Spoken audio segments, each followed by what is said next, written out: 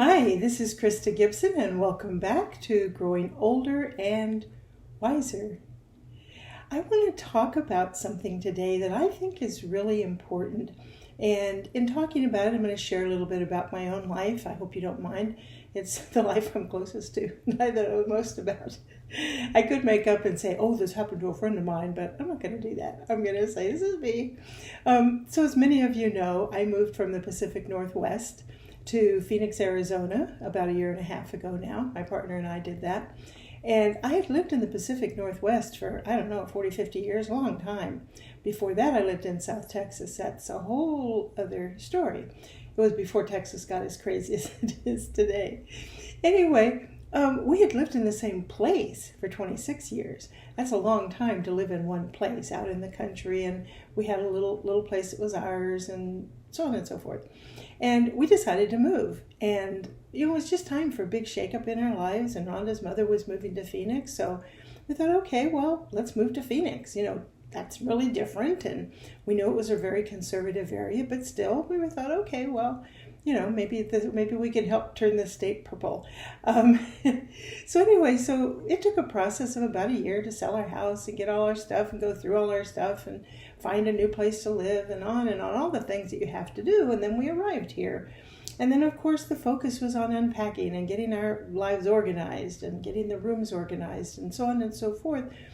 And I don't think, because we had not moved in so very long, and the last moves we made were all within the general Seattle area, I don't think either of us were expecting how difficult it can be to find a new place for yourself, especially when you work from home. So if you have a place of work outside the home, you're kind of in a situation where you meet people and, you can find out, well, who's good at cutting hair? Who's a good dentist? Who's a good doctor? All these things that you need to do. Well, we didn't have that. And we know a few people here, but very conservative, and we kind of knew anybody they would refer us to would probably be really conservative. And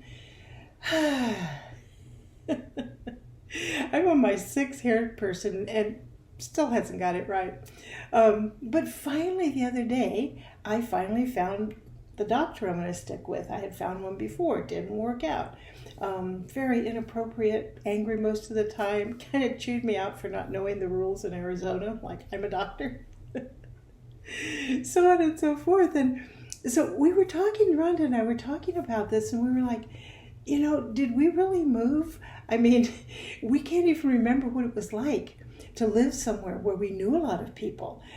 Granted, with COVID and working from home, we hadn't physically been with a lot of people, but we were always talking to them. We knew where we had friends. We knew grocery stores and doctors and hair salon, everything, right? Things that are part of your life, that even though you might move if you're in the same area, a lot of those things really don't change. But what we did was we pulled up the roots of the tree and brought it down and planted it in sand instead of nice, rich, dark soil. Are we sorry we moved? No. But what we're learning is, it's the old thing, if you knew ahead of time how hard something was going to be, maybe you wouldn't have done it. And I think that's where we're both like, thank goodness we didn't realize as we took each step along the way for our move. I'm really glad we didn't realize the different challenges we would have. And we're both pretty positive people most of the time. I like to look at things positively. And, it's not that you don't have challenges. Of course you do. But you kind of, you go in and use your techniques and so on and so forth. Well, down here, listen to me. It's been a whole different thing. The culture is a bit different. Like, people don't mind. Just ask total strangers, like, ask you who you're married to, my neighbor. Yeah, I'm not used to people being nosy the way these people here are nosy. They want to know all about you. In Western Washington, people seem to have a little more respect. So we've had to get used to the fact that when we meet somebody new, we're going to have to start talking about ourselves whether we want to or not. They're going to ask us. When we go to the doctor, there's a whole list of questions that they ask here. I never have had those questions asked of me. They want to know all about, what sex were you assigned at birth? They want to know. in writing. They want to know your sexual orientation. They want to know birth control. They are very private questions that you are asked, and I've never had those on a form in Washington. When I went to a new doctor or saw a new provider, never were those questions. Lots of other questions, but not those. So we have had to really go through a major adjustment in many ways, even though on the surface our lives have continued on really not much different than they were before. And so I've been giving this a lot of thought, and I realize, especially at my age, mid-70s, where they say, it's a little more difficult to change. Well, I don't buy that. I really think change is about your attitude.